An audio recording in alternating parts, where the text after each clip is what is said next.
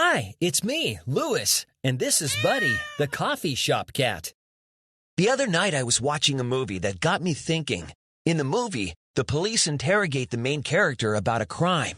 He knows his brother was involved in it, and he lies to the police to save his brother. The character looks nervous and shifty. His story doesn't quite add up, so the police don't believe him. The character is unreliable because he wants to protect his brother. We can't trust what he says.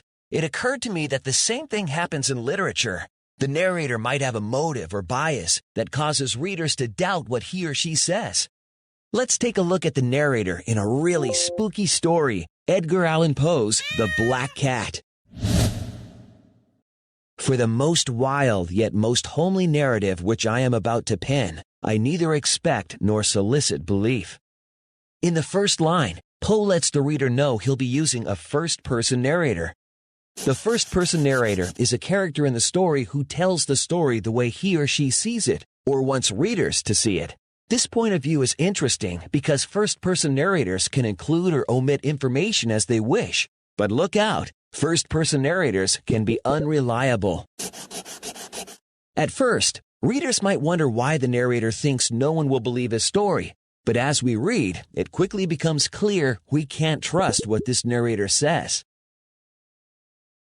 The narrator tells of negative changes in his character and of brutal behavior, attributing them to drunken rages. He admits his addiction to alcohol, and even though he denies it, readers suspect that he is indeed insane. His credibility, therefore, is questionable. Let's look back.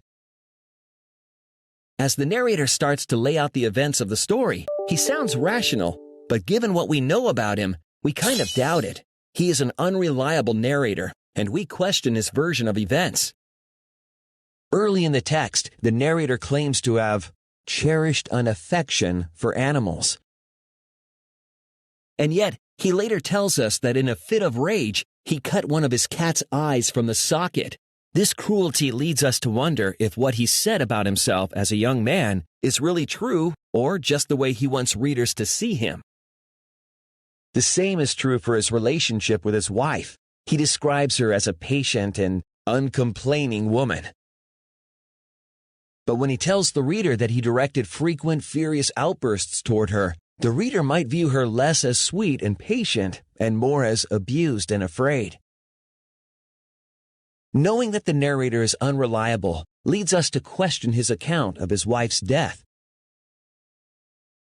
Did he lure her to the cellar to commit murder? Or was it really a tragic accident as he claims? Later, when the police come to search the house, the narrator would have us believe that they had no suspicions and were thoroughly satisfied about his innocence. However, certain details, like the character's erratic speech and the police searching the house multiple times, tell readers that events may not have happened as the narrator told them. Maybe the police suspected him the entire time, or maybe he wanted to be caught and intentionally revealed where he had hidden his wife's body. With such an unreliable narrator, it's hard to know what really happened in The Black Cat. I think Poe did that on purpose to create a sense of mystery and suspense in the story. Shh, it's okay, buddy. It's just a story.